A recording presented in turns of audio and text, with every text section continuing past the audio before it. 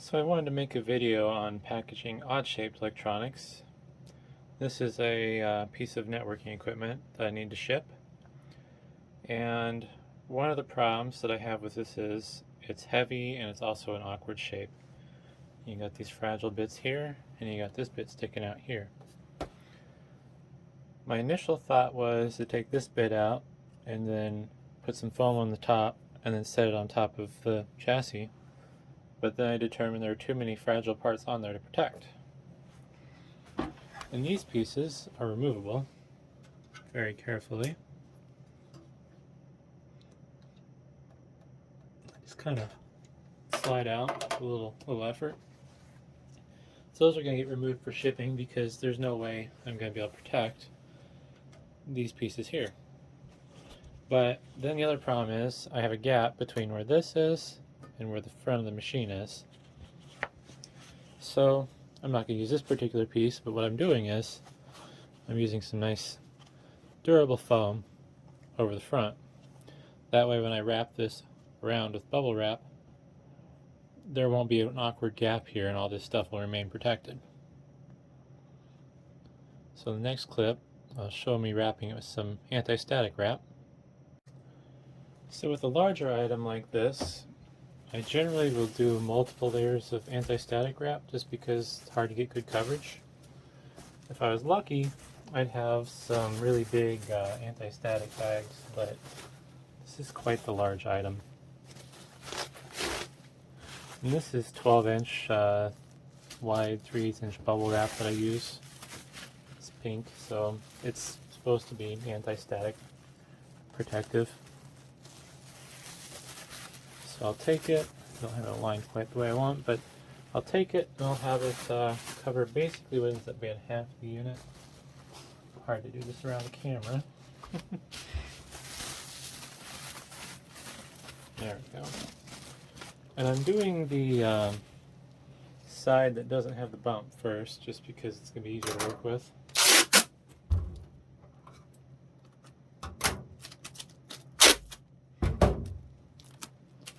I want to make sure you pull it nice and tight so it doesn't slip. And then I'll hit the other side. And generally, since I'm using two 12-inch pieces, I want to try to make it so it slightly overlaps the other side.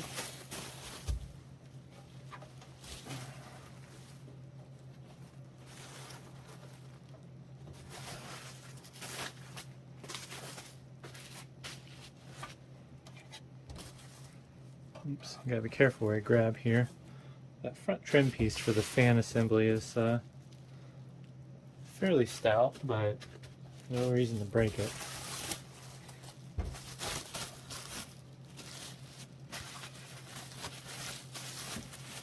Alright. Here the anti-static wrap's not going to be touching the front of the unit because of the protrusion, but that's fine. The anti-static wrap for large items like this isn't 100% necessary. It's nice to have though. Usually the chassis should protect the unit before anything overly sensitive gets shocked. So now is a bit of a tricky part. I want to go all the way around the side. Oops, there's a notch to hold. And what I'm going to do here is roll out some of my bubble wrap. I'll just slide it under it and wrap it around the top.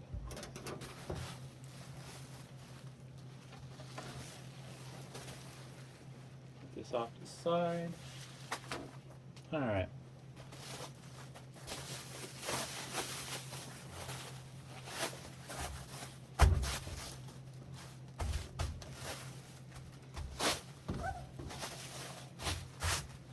There we go.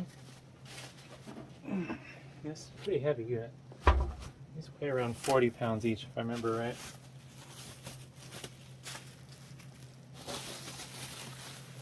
And find the seam. Oops. There we go. That should be good. Hold that tight. Tape it up.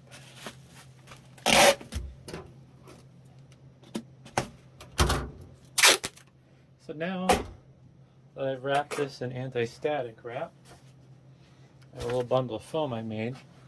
It's going to go over the front of this when I wrap it with the regular size bubble wrap that I like for bigger items, which is 1/2 inch. Alright, got a little bit of a side angle here. So I got this centered on top of my 24-inch bubble wrap. I'm going to put my protection foam there to make up that gap. That way, when it's being wrapped, I got a nice flat surface here now. I'm not going to get any weird buckling of the bubble wrap or have it go diagonal, because if I wrap it like this, the bubble wrap kind of wants to shift in on this side. So it's not going to wrap very nice. But if I put this piece of foam here that matches the lump in the front, now I got a nice big flat surface, and all I gotta do is roll this up like a cat in a blanket. I don't know. Roll it up like it's bubble wrap.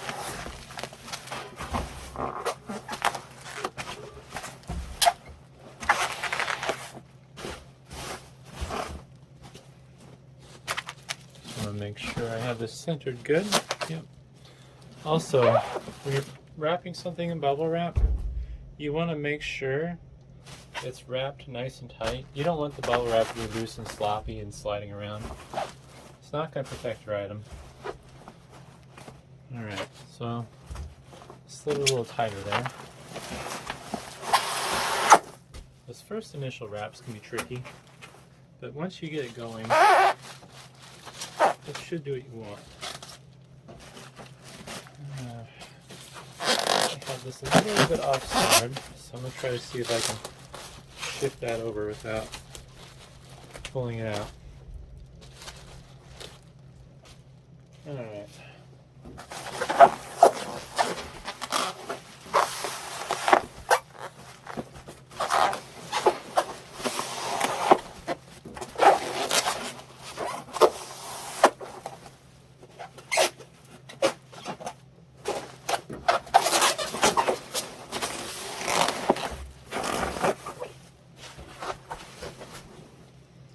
Let's see how many times I got around now. So this is 4 times around. Normally I would consider that good enough for most items. This is a little bit of a higher value item. So generally on higher value items I go 3 inches around, which is 6 layers essentially. Technically this isn't 3 inches because the bubbles do smash down a little bit when you wrap stuff, and because you're compressing the bubbles, but also the weight of the item is working against the bubbles, which is good. You don't want them to be, like I said, you don't want them sitting loose and being sloppy because it's not going to protect your item very well then. So I gotta wrap this up still.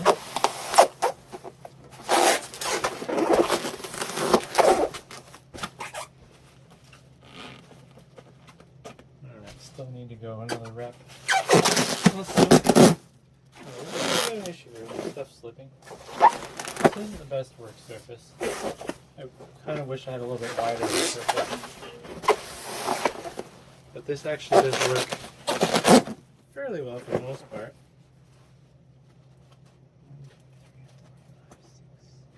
Alright, so I just gotta flip this over one last time.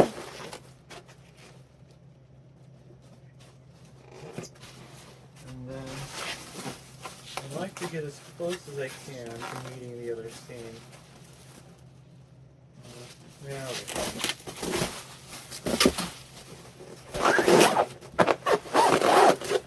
One thing you can do after you wrap it is kind of slide your hands along the top and see if you can get it just a little bit tighter. Because the whole idea of packaging something properly is you don't want it shifting around. Alright, just real quick.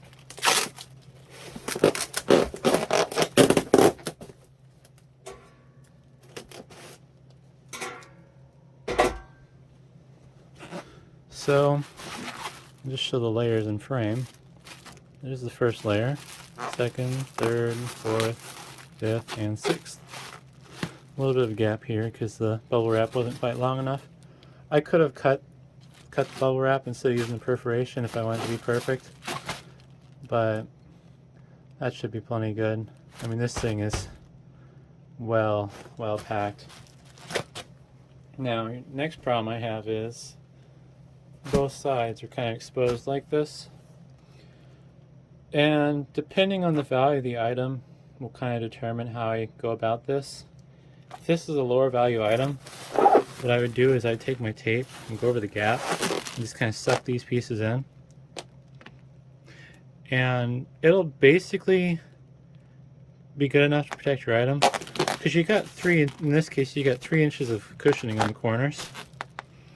But since this is a little bit higher value item, what I will do is I'll take some more bubble wrap and I'll fill this void. And since this ends up being roughly, not quite, 12-inch by 12-inch void, I'm going to take some 1 foot wide bubble wrap, 6 feet of it.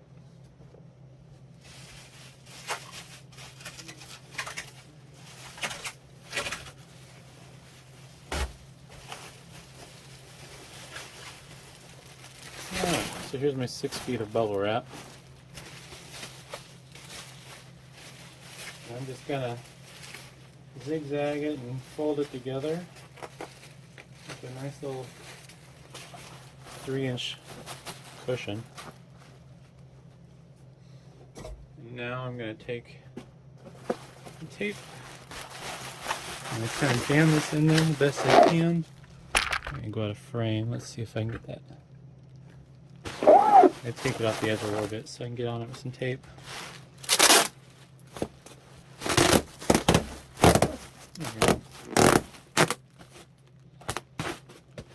And I'll take it and kind of go both ways. This just kind of helps tighten things and keep it together. There we go.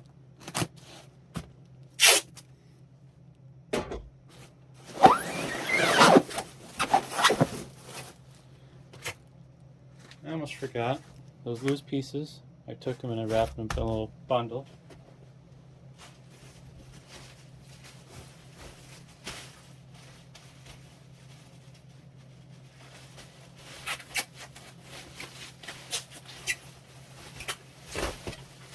Alright, we've got another 6 feet here.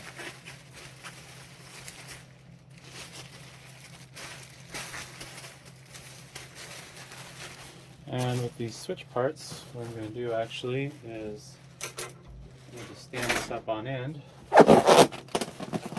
just to make my life easier, so I don't have to fight gravity.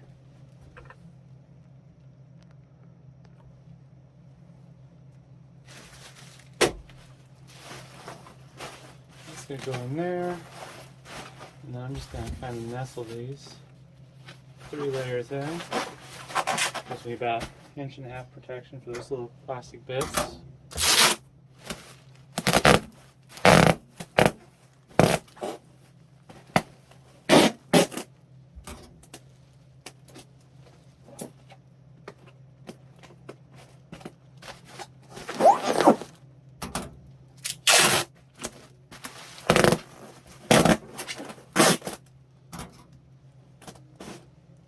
Alright, there we go. Got a nice little switch burrito. Now the next step that I do, and this is a trick I learned from the UPS store. I don't know where I put my wrap. There it is. This is plastic wrap they normally use for pallets. And what I'm going to do is I'm going to take this and I'm going to wrap it around this big bubble wrapped package.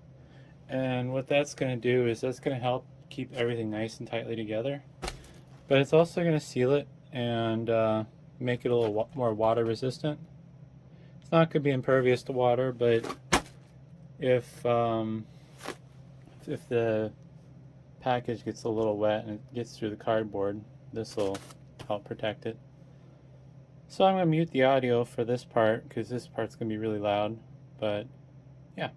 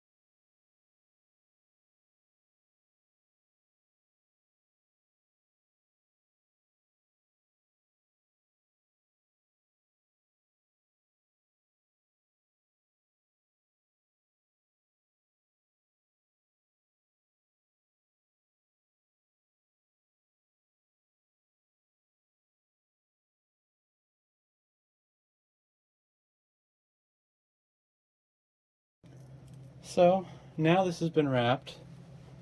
I had to go over it 3 ways because of the size of this. So I went one way this way, one way this way, and then one way this way basically. And that's just so I got good coverage and there'd be no open spots. Because there was a little overlap on this side. This side, the width of the item is a little bit too wide for the pallet wrap. So the next step for this will be the box.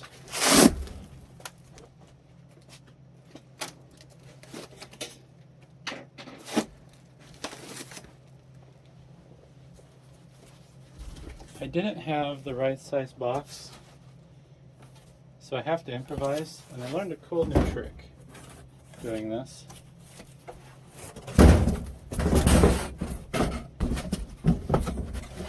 So obviously this box here, as it sits, it's too small for that item.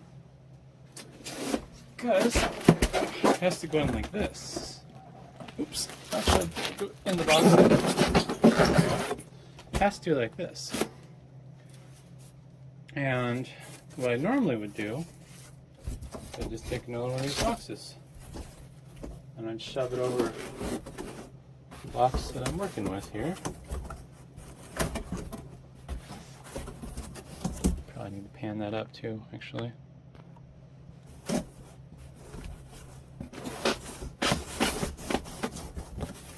Alright. Shove it on like this, tape up the top, and bam, you're done. Except this won't work. I can't double up a box like this. There's no protection in this corner right here where this gap is. And I can tape it up, but that's not going to be durable. That's not going to be something you can trust. So what I found is, I'll take a third box, open it up, but I don't extend like off of what I already have. I shove it down inside.